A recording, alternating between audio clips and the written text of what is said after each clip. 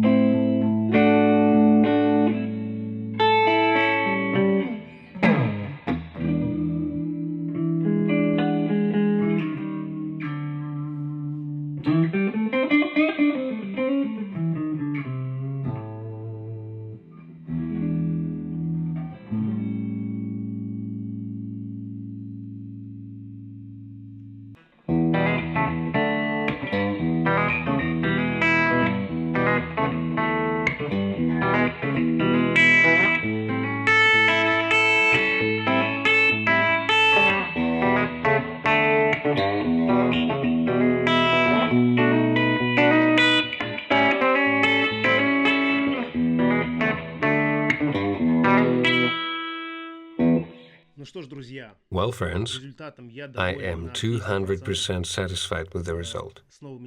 Stephanie is even better with new parts. The new set sounds amazing, exactly as it should be, and a little more openly even, I would say. But it also has to be settled, because every set of pickups, PAF, is also need time. Like a guitar, since the pickups are not waxed, the coils of wire shrink slightly due to vibration and the sound changes slightly. Therefore, the sensors also need to be given time to play out, and they become much better. Next time we'll play another amp. Now I was playing a Fender Junior Tube amp. Next time we will play another amplifier that I made for my friend Rudian Kvenkin. It will be a Fender Champion 600. Slightly modified, but more on that later.